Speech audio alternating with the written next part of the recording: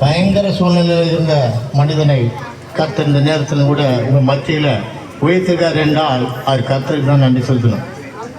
ஒரு நாள் ஞாயிற்றுக்கிழமை எங்கள் கடையை அடைத்து விட்டு நான் சர்ச்சைக்கு போய்விட்டோம். அவர் வந்து பார்த்து விட்டு என்னடா கடையில் சொல்லிட்டு போயிட்டார். அப்போல்லாம் அவங்க ஆண்டவர்களை வரல, ஆனாலும் நாங்கள் ஆண்டவர்கள் இருக்கிறோம். சர்ச்சைக்கு போயிட்டு வந்தோன்னே மறுநாள் திங்கக்கிழமை வந்தார். என்னண்ணா நேற்று கடை அடைப்பா? ஆமாண்ணா ஞாயிற்றுக்கிழமைல சர்ச்சைக்கு போயிட்டு வந்தோம். ஆனால் போங்கண்ணா நீங்கள் ஞாயிற்றுக்கிழமைன்னு கடை எடுத்துருங்க, ஞாயிற்றுக்கிழமை தானே வியாபாரமே நடக்கும். இந்த ஊழியக்காரங்களாம் சொல்லி கேட்டுக்கிட்டு நீங்களும் கடையை அடைச்சி போட்டு போறீங்களா? அவங்களாம் பொய்யங்க, ஏமாத்து அப்படி வாயில இருந்தெல்லாம் திட்டினார். அதே மனிதன் நம்ம மத்தியில் ஊழியக்காரனா நிறுத்திருக்கிறார் என்றால் கர்த்தருக்கு எல்லாம் கைப்பற்றுங்க. ஏனென்றால் இப்படிப்பட்ட சூழ்நிலையில் உங்கள் மத்தியில் நான் நின்று சாட்சி சொல்கிறேன் என்றால் அது உண்மையான சாட்சி.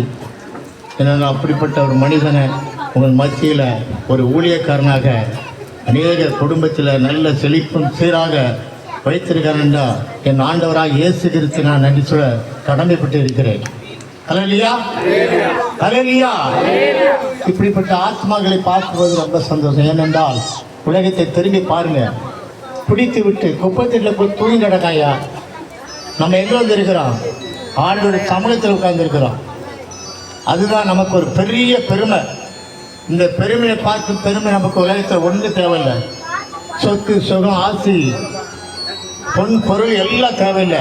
அவரோட வார்த்தையை நமக்கு எல்லாம் ஒரு பெரிய ஆசையாக இருக்கிறது. அதெல்லாம் சொல்ல முடியும். நான் மெட்ரிகுலேஷன் இருக்கும்போது ரொம்ப இடுக்கமான இடத்துல வீடுகளில் இருந்து பாத்திரத்தை கட்டி போகும்போது பயங்கர பிரச்சனை. நான் வெளியே போகும்போதெல்லாம் சண்டை வரும். ஆண்டவரே இந்த இடத்துலேருந்து எனக்கு ஒரு நல்ல விசாலமான இடம் எப்போ பிடிப்பேன்னு ஒவ்வொரு நாள் ஜெபித்து விட்டு போகும்போது கர்த்தர் எனக்கு இந்த திருவேற்காடு பகுதியில் அந்த வீட்டை வச்சுட்டு உடனே ஒரு நல்ல இடத்தை கொடுத்தார்.